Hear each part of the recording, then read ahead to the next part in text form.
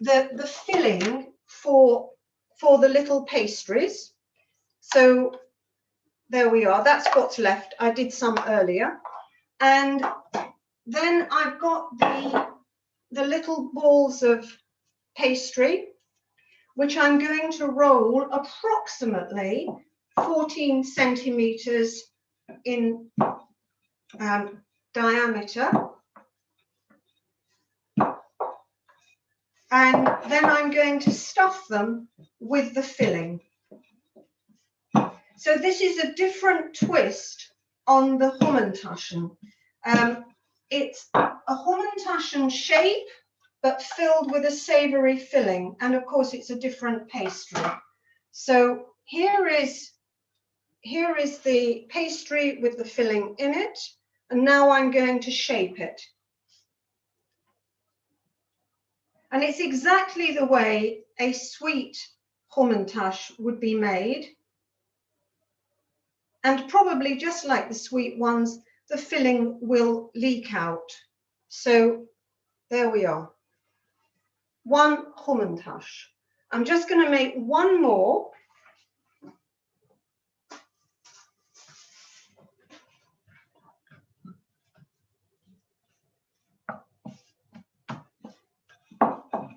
And then they can cook in the oven while I tell you a bit about the palace intrigue.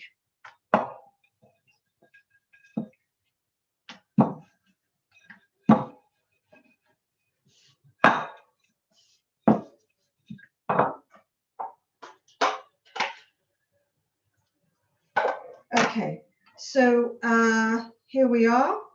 So this is my second one, ready for shaping.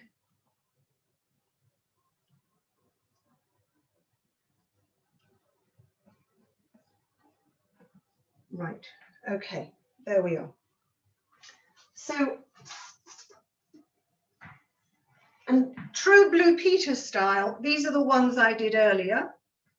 And I'm now going to give them an egg wash so that they will come out of the oven, hopefully nice and shiny. And maybe, just maybe, the egg wash may stop them leaking a bit, but who knows? It does say in the recipe, it doesn't matter if the filling starts to emerge.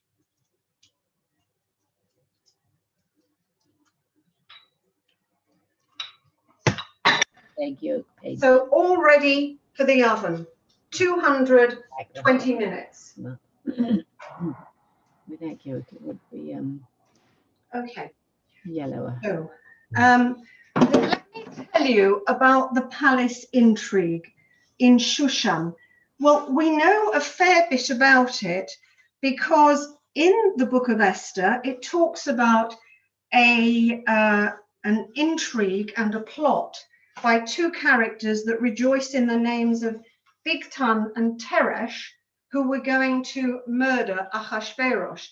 We know that he only reigned for 20 years, and we know he came to a murderous end. So it must have been one hell of a place, Shushan. We also know, in terms of intrigue, that Esther didn't let on about who she was, neither her name, Hadassah, nor her people, Jews. So what I'm saying is that it was a place where stuff was happening, people were not transparent, and people had to watch their backs. And we know that because of the intrigues to do with Haman and Mordechai, but also we know it because of these examples.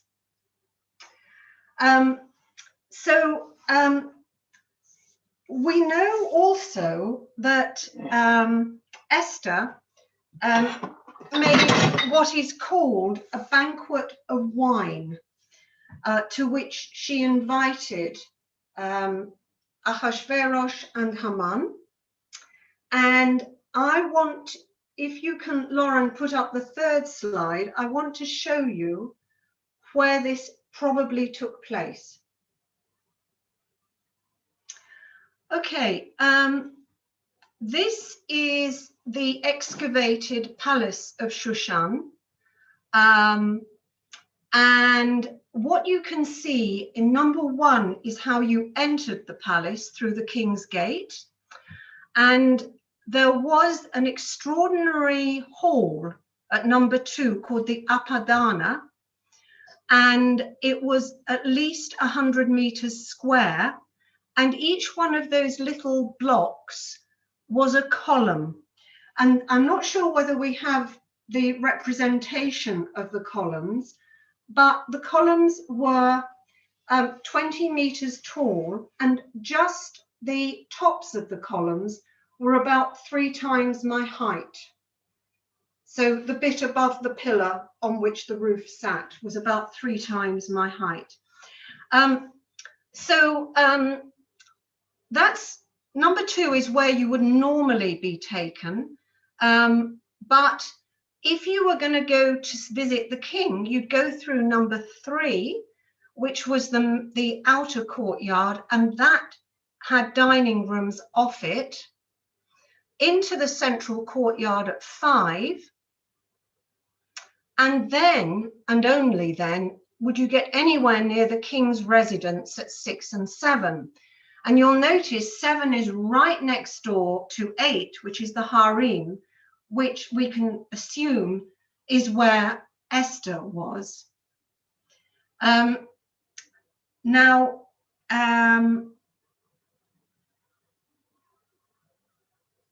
wonder if we can have the next picture, please, Lauren.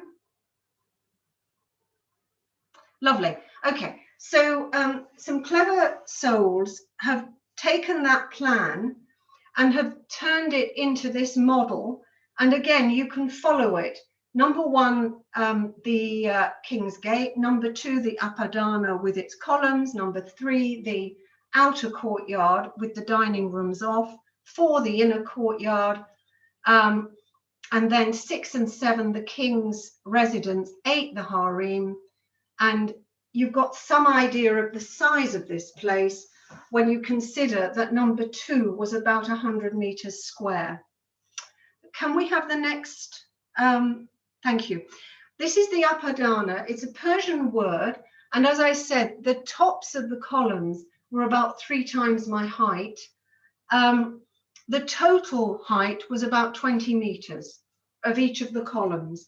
So this was big. It was built to impress. It was the center during the winter of the king's presence for the whole empire. And now we're going to stop there. I'm going to make the next dish, which is the lentil dish. And what I'm going to do is take the oil. It says 2 tablespoons of oil. I think maybe we'll... I think you can probably see better there. Okay, and we're going to add the garlic and the chili. And we're just going to let that cook on a high flame first. And while that's happening, I will mention that, of course, my imaginary banquet is vegetarian. And there is a school of thought that says that Esther would have been vegetarian because where would she have got kosher food from? It has been pointed out quite correctly that this is not necessarily the whole story, because she would have had cooking pots that things would have been cooked in that wouldn't have been kosher. So if she was serious about kashrut, it wouldn't have worked. But anyhow, I'm now putting in the seasonings. So that's coriander and cumin. I don't have fennel, but I have caraway, so I'm going to use that as an aromatic. And I'm just going to let that develop a little bit of flavour before adding the corn flour. So this is the base of the lentil dish. I am not pretending that every one of these ingredients would have been present in Persia at this time. It's just an example. Oh, by the way, another note, I did not have a Persian mother or grandmother, and therefore, please, please, if you are watching and you do have a Persian mother or grandmother, I defer to you completely. So that's now developing. I'll just show you. Okay, it doesn't look particularly exciting, but it's going to provide a lovely base. And now I'm going to add the lentils, which are already cooked, with some liquid. Then the salt and pepper.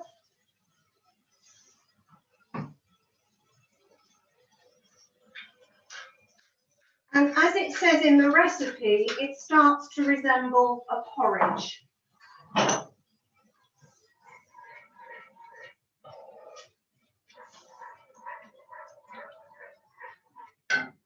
Okay. While that is developing, I'm going to add the next bits, which are the roasted aubergine. I'm going to show you what that looked like once it came out of the oven. So, okay, so that was chopped and roasted earlier.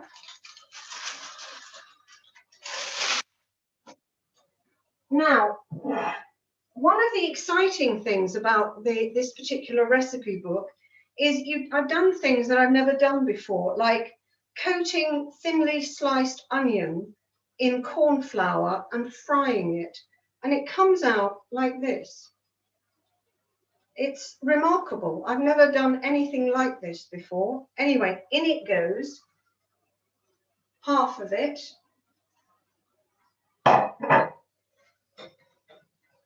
And also, we'll add the lemon juice.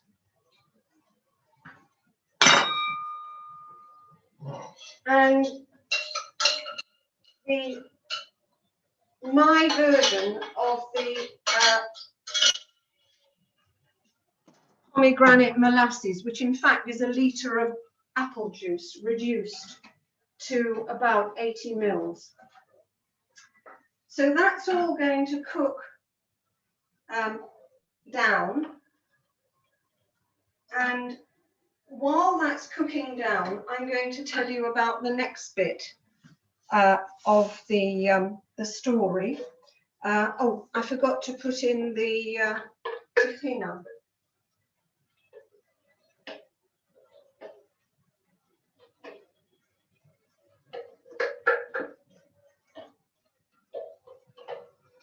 Okay. So I'll just show you what this looks like right now. So it's a kind of a stew, if you can see. Okay. Good. All right. So I'm going to let that cook down while I tell you the story of the dates. About 12 or 15 years ago, I was on a kibbutz about 40 kilometers north of Eilat called Keturah, and there I was introduced to a date tree called Methuselah. And that's very nice, but I heard that Methuselah was propagated from a date pip that had been found in Masada. Okay, I'm going to show you date pips.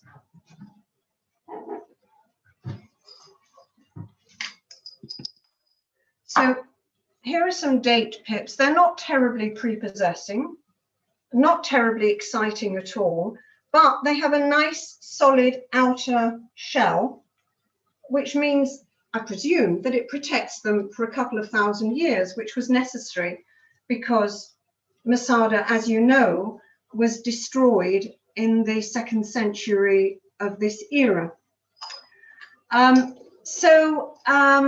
They managed to propagate Methuselah, and that's very nice, but Methuselah was a boy. It was a male date tree, and you don't get dates unless you have a female date tree. Now, fortunately, there was a female date pip kicking around in Qumran that had been retrieved 40 or 50 years before, and that too was propagated. And that date pip was female, and she was called Hannah because Hannah prayed to God because she didn't have children, and she was able to have a child. And the two then were allowed to propagate their own tree, and that tree is alive today and has yielded dates. Now that would be interesting in itself, but when I tell you that the Hannah date pip came from the area of Shushan and is dated to the 6th century BCE, you can see what the connection might be to the period that I've been talking to you about already. So there is alive today a date tree, and half of its genetic material is from the same area and the same period that we are talking about here today. So now our stew has thickened up beautifully, and I'm going to now start to hopefully make it look a little more attractive and add the rest of the ingredients.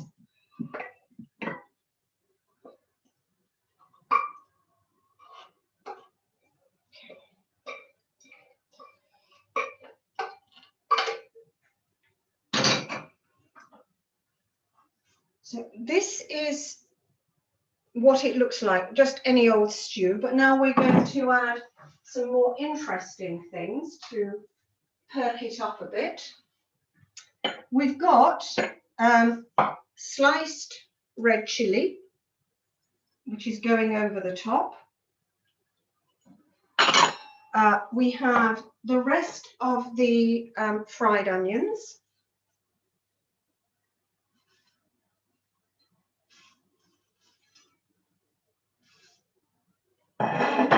And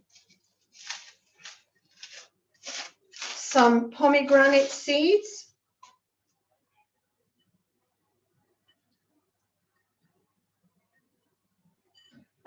And some parsley.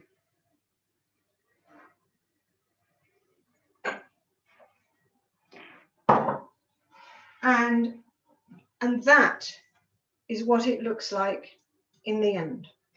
So I'm going to put this over here. I'll show you all the dishes in a moment.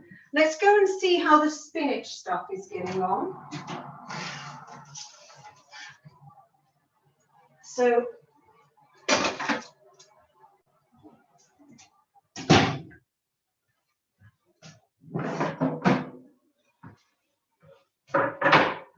okay.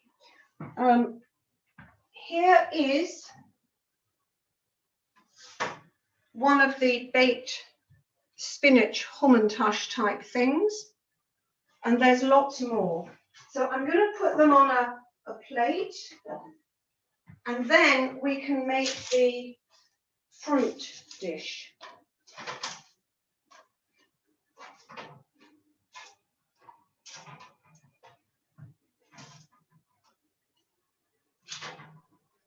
Are we allowed to ask questions? Of course you can. They look like extremely large ears from this side of the screen. How do you get them to stay in shape? Do you put milk or something on top, or olive oil? Yeah, no, well, you could use Alpro or milk, or the recipe suggests whisked egg. Okay, is that all right, Mary? It's in the recipe. All right, it's just a circle that's been shaped. So there we are. That's that. Now, so the third dish that I wanted to talk about is the fruit dish, and because I've used the kinds of pre-soaked soft dried fruit, I haven't boiled them, which is what the recipe calls for. So here is the pre-soaked fruit that's been soaked in tea. I'm assuming they could have got tea off the silk root. We'll just sort of pass on the authenticity bit. So that's the dried fruit, and including the prunes with the walnuts in them. And then I've already made the wine with the cinnamon, and that's going in, and the orange, and finally the orange slices.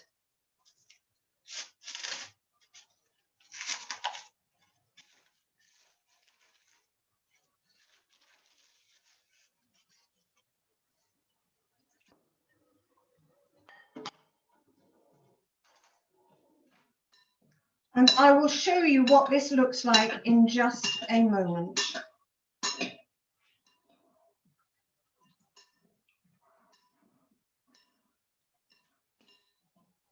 So it smells a bit like mulled wine because of the orange and the cinnamon stick.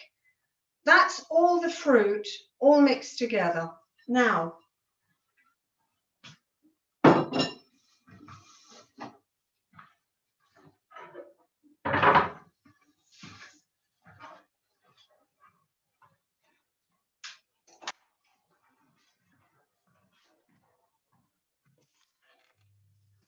what I'm going to try to do is show you all the dishes on the table.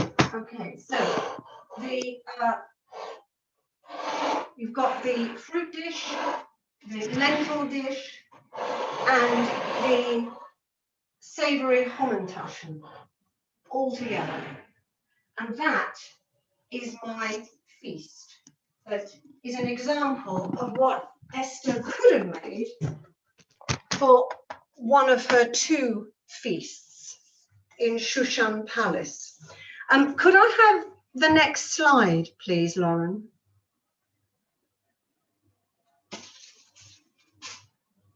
Thank you. So, as you can see, here we've got the sequence of events. Esther invited Haman and Ahasuerus to a private party, the Mishte Hayayin, the wine feast, which was in the king's chambers, which was 7 on the plan and the model. And you'll remember that I showed you the King's Gate, which was number 1, just outside the palace compound. That was where Haman saw Mordecai. The next part of the episode was that the king ordered Haman to honor Mordecai. Of course, Haman really wanted to destroy Mordecai. And that was in the outer courtyard, which I believe was number 3 in the model. And in the meantime, Esther was getting ready for her second private party. And I showed you that was number 7, which was immediately next to the harem. And you can see that the next couple of episodes again are part of the model. 13 was outside the compound. So thank you very much, Lauren. That's lovely. So what I really wanted to do today was to show you that this story, that, we all have our views about, was grounded in a real place, in a real time, when Jews really knew they couldn't go back to having a king, because the monarchy had been destroyed. They either had to go back to rebuild the country, as they'd been permitted to do under Cyrus a few years earlier, or they had to make their way in Babylon. And the story of Esther is about how the Jews made their way, navigating their pathway throughout the difficulties of this palace of intrigue in Shushan. And I hope I've given you a few insights into what might have been there. Thank you. If there's any questions, I'm more than happy to answer. Thank you very much. Thank you Most very much, interesting. Angela. Very interesting. Thank you. That's Oh, very interesting. I was particularly interested in what must have been the first dating bureau. Very good. Very good, David. Yes. Yeah. I mean, who knew that dates came in 2 shapes and 2 sizes? I mean, really and truly. Yes, Yeah. absolutely. Yes. But it's the And it's fact- still fashionable. It's the idea that you can get a date pip to propagate after 2,500 years is pretty exciting. That's amazing. That really Yeah, is I mean, I think when you see them, they're just so unprepossessing, yes. you know, so, Yes. yeah. So, Yes. Amazing. Where did you get them? Did you collect them from Israel or? no, these are in fact medjool date pips. Oh, I see. And incidentally, the dates that are grown in Israel now are medjool dates, Yes. and they're from Morocco. They're not the same dates that they had around, of which Methuselah is an example. Yeah. Yes. Yeah. And is Methuselah? There are many different sorts of dates. There are, yes. Yeah. Sorry, what were you going to say, Linda? Yes. Is Methuselah very different from the average date palm? I'm afraid, I mean, to me, they all look exactly the same, but I've never been a date grower, so No. I wouldn't know. You can ask Peter, because when he was traveling in the Middle East, it was mainly to visit a date plantation, because they used to the netting in the date plantation all over the Middle East, you know, from Saudi Arabia to Syria to everywhere. And each part had different date depending on the climate, the growing conditions. So he used to know quite a bit about it. Yeah. Well, that must be how they were able to work out that the Hannah date was from this particular area near Shushan, but also they must have carbon dated her, because otherwise they wouldn't have known she was from the 6th century BCE. Yeah. Right. That's right. Very, very interesting. Yeah. Good. Thank you very much. That's a pleasure. Yeah. Okay. Thank you very So much. Lovely. Chag Purim Sameach. Chag Sameach and bon appetit. Looks very, very nice. I will have to try. Okay, thank you very much. Thank Bye, you. peace. Bye. Bye. Bye. Thank you. Bye. Bye. Bye, everybody.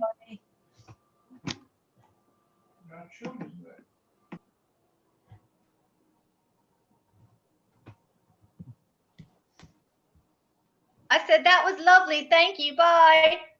Bye. Good night, Mary. Good night, Mary.